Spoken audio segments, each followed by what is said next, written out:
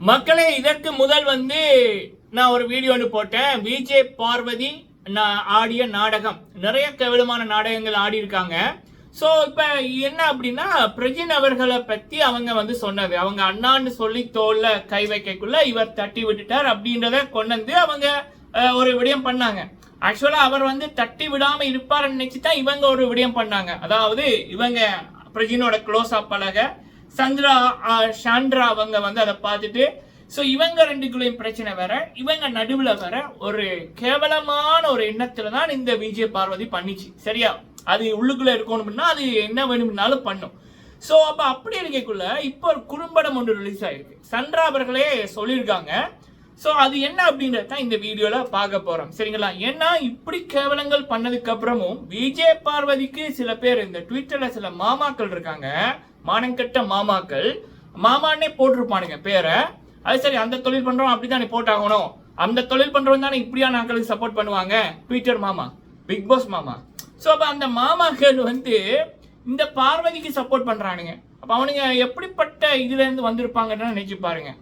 சேத்துல ஊறி சேத்துல வளர்ந்ததற்கு சேத்துல நாத்தம் தெரியாதுன்னுவாங்க. ஸோ அப்படிதான். ஸோ அப்போ இந்த வீடியோவில் அந்த குறும்படம் என்ன அப்படின்றத பார்த்துடலாம். சரிங்களா? ஓகே, ஃபர்ஸ்ட் பிரஜின் அவர்கள் உள்ளுக்குள்ள வரைக்குள்ளேயே இந்த விஜய் பார்வதி அவங்க மனைவி சந்திரா அவர்களுக்கு முன்னால சொல்லுவாங்க, உன்னோட புருஷனை நான் உனக்கு முன்னாலே சைட் அடிக்கிறேன்னு பார்த்து கொண்டு இருப்பாங்க. இதை எங்கட வீட்டு பிள்ளைகளெல்லாம் இப்படி பண்ணாது, ஏன்னா எங்களை வளர்த்த விதம் வேற. சரியா? இப்படியெல்லாம் பேச மாட்டோம். அது சரி, விஜய் பார்வதி சாப்பிடக்குள்ளேயே அவங்க வேற தானே சாப்பிடுவாங்க. கமலினோட கவர் போட்டு சாப்பிடுவேன்னு சொல்லிக்கல, இந்த மாதிரி 4 தடவை நானும் சாப்பிடுவேன் நினைச்சுல. அப்ப அந்த மாட்டை நம்ம என்ன எதிர்பார்க்க முடியும்?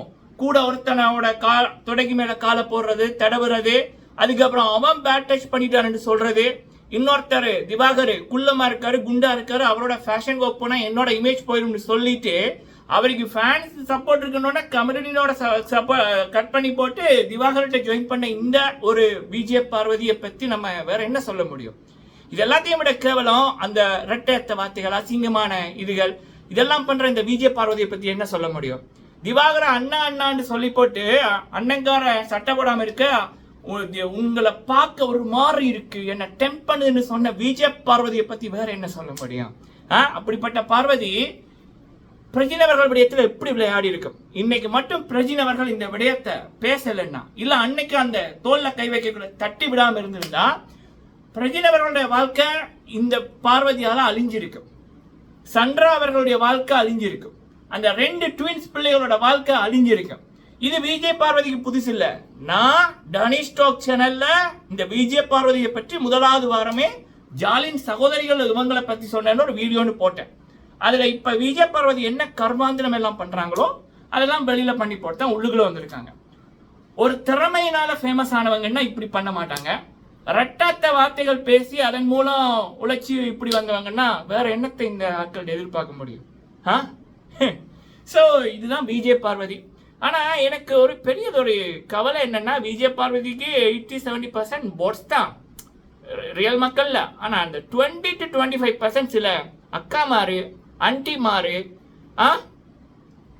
இவனுங்க சப்போர்ட் பண்றானுங்க. ஒருவேளை அந்த விஜய் பார்வதிக்கு சப்போர்ட் பண்ற ஆன்டி மாறு, அக்கா மாறு வீட்லயும் சோத்துக்கு பதிலா கமலினோட விஜய் பார்வதி பேசினாங்கல்ல கவரை போட்டு, அதுதான் 4 தடவை சாப்பிடுவேன், அதைத்தான் சாப்பிடுறாங்க போல இருக்கு. விஜய் பார்வதிக்கு சப்போர்ட் பண்ற எவனாவது இருந்தா கமெண்ட் பண்ணி, நீ உன் வீட்டை என்ன தின்ற அப்படின்னு சொல்லி. சரியா? வெக்கமா இல்ல இப்படி ஒரு பர்சனுக்கு சப்போர்ட் பண்றதுக்கு? இப்படியான நபர்களை வளர்த்து விடுங்க, நாட்டையும் வீட்டையும் குட்டிச்சுவத்தாக்குங்க.